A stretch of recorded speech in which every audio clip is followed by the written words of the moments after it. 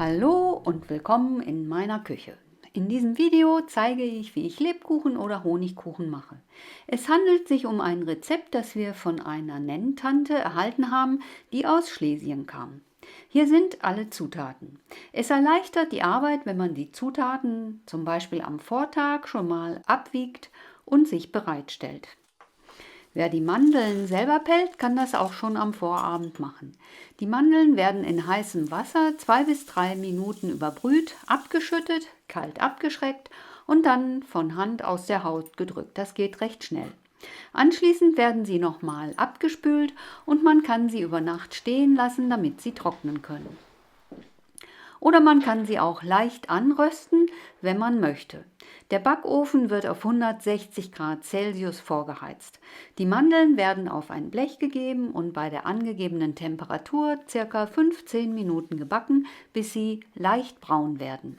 So sehen sie aus. Dann lässt man sie auskühlen und mahlt sie fein, damit sie den Honigkuchen mit ihrem wunderbaren Geschmack und ihren Röstaromen verfeinern können.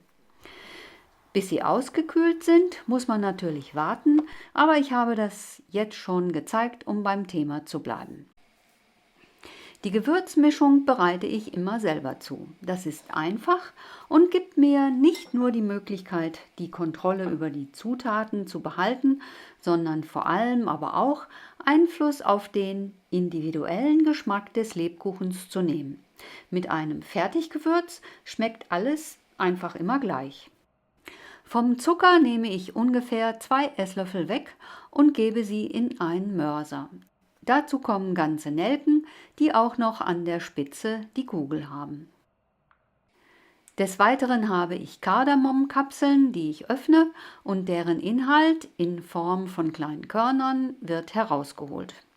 Kardamom riecht ganz besonders gut mit einer leichten Zitrusnote. Diese Zutaten müssen jetzt fein zerrieben werden, entweder im Mörser oder aber ganz profan im Mixer, was viel weniger Arbeit ist. Zum Zucker wird noch gemahlener Zimt gegeben, sowie die gerade hergestellte Gewürzmischung, dann wird alles vermischt und bis zum Gebrauch zur Seite gestellt. Jetzt kommen wir zur Herstellung des Teiges und zu der Zutat, die dem Teig seinen Namen gibt, dem Honig. Der Honig muss zunächst erwärmt werden. Ich mache das immer schon gleich in der Rührschüssel meiner Knetmaschine, um unnötigen Spül zu vermeiden. Der Honig wird also nach Rezept abgewogen, dazu kommt die Butter.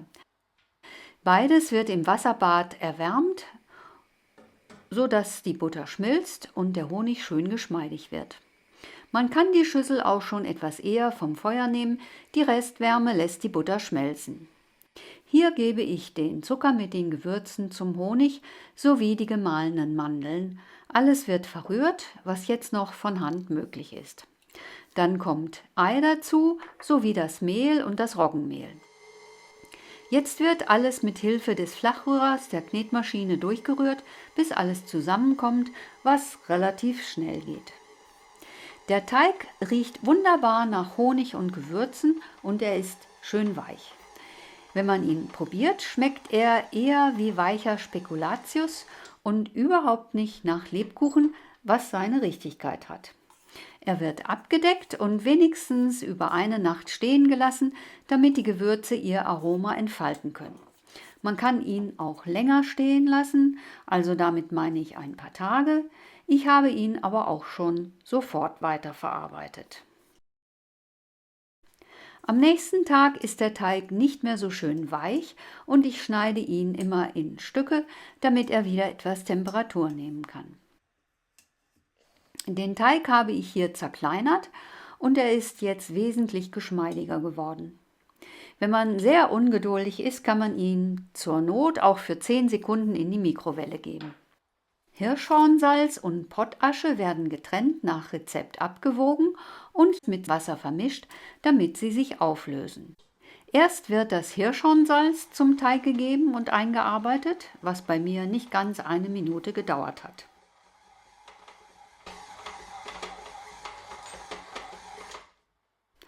Dann wird die Pottasche über den Teig gegeben und eingearbeitet. Ich mache das immer nacheinander, niemals zusammen. Wenn man jetzt ein klein wenig von dem rohen Teig probiert, wird man feststellen, dass er erst jetzt diesen typischen Geschmack nach Lebkuchen erhalten hat.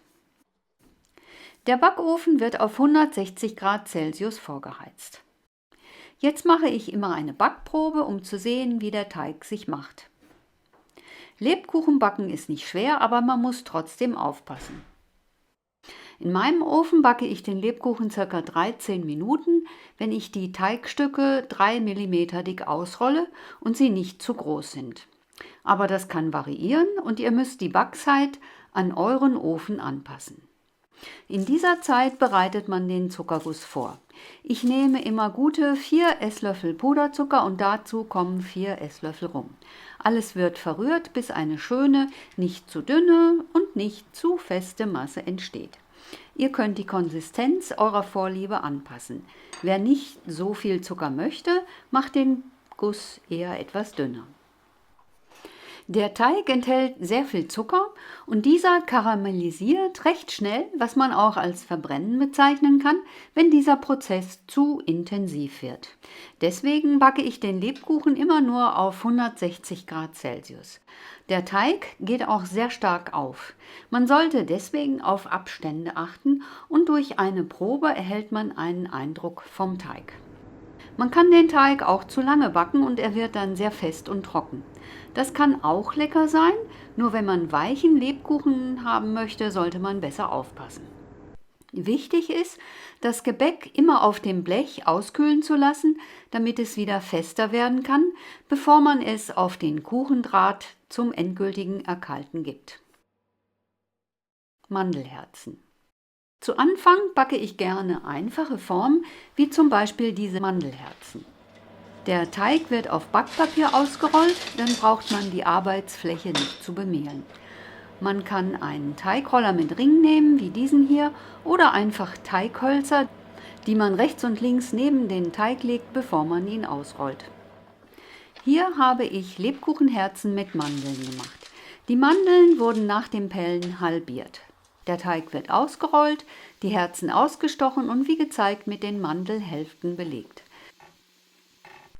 Der Lebkuchen wird aus dem Ofen genommen und sofort, so heiß wie möglich, wird der Zuckerguss darauf verstrichen.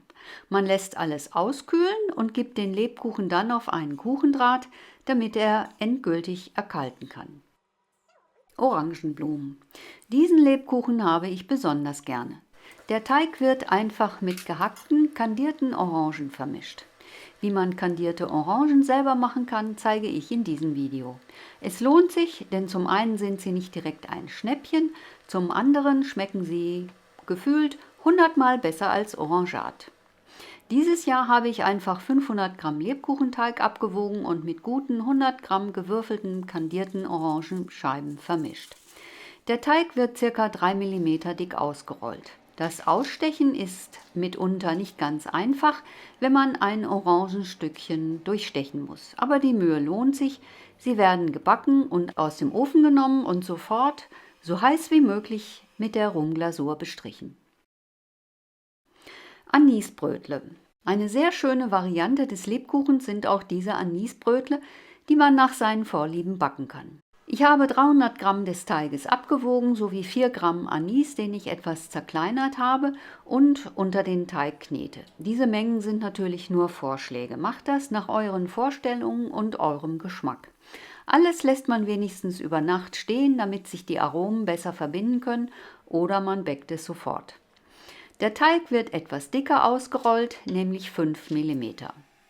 Um den Teig schnell zu portionieren und nicht so umständlich ausstechen zu müssen, nehme ich dieses Messer, es ginge auch ein sauberes Lineal, und drücke wie gezeigt die Rückseite und die Klinge in den Teig, dann dreht man es und nimmt die Rückseite als Führung und drückt wieder in den Teig. So bekommt man parallele Linien und nach dem Drehen dann Quadrate, die man schneiden kann. Überstehenden Teig muss man natürlich nochmal ausrollen. Die letzten Teigreste stopfe ich von oben in diesen kleinen Ausstechstern und drücke ihn heraus. Auf diese Weise wird der ganze Teig verbraucht. Die Quadrate werden gebacken und in dieser Zeit bereite ich den Guss vor, der ganz besonders ist. Es werden 2 Esslöffel Puderzucker in eine Schüssel gegeben. Dazu kommen 2 Esslöffel Kakaopulver, der ungesüßt ist, und dazu gebe ich 1 bis 2 Esslöffel Sambuca oder einen anderen Anislikör. Alles wird verrührt, bis ein eher fester Guss entsteht. Der Lebkuchen wird noch heiß damit bestrichen und wer will, kann den noch flüssigen Guss mit Aniskörnern bestreuen. Dieses Gebäck ist sehr lecker. Gefüllte Aprikosenherzen. Hier steche ich jeweils 2 kleine Herzen aus. Auf eines davon gebe ich einen kleinen Klecks Aprikosenkonfitüre, die nicht zu flüssig sein darf. Das zweite Herz wird vorsichtig darauf gelegt und am Rand festgedrückt. Es ist eine kleine Geduldsarbeit. Die Herzen werden gebacken und noch heiß sofort mit der Rumglasur bestrichen. Nach dem vollständigen Abkühlen kann man sie auch noch von der Rückseite mit Schokolade bestreichen. Schokoladen-Mandelglasur. Hier wird der Teig mindestens 5 mm dick ausgerollt. Ich habe mich für eine Trapezform entschieden. Der Teig wird gebacken und auskühlen gelassen. Für die Schokoladenglasur werden 4/5 der Kuvertüremenge im Wasserbad geschmolzen, vom Feuer genommen und mit dem restlichen Fünftel vermischt und verrührt, bis alles geschmolzen ist. Dann wird die Schokolade mit gehackten Mandeln vermischt. Der Lebkuchen wird darin eingetaucht und abgesetzt. Zum Schluss habe ich noch ein paar Mandeln darauf gestreut, damit man auch weiß, was für gute Sachen in der Glasur sind. Hier sieht man die fertigen Lebkuchen. Ganz rechts habe ich die Grundsteine für mein Lebkuchenhaus.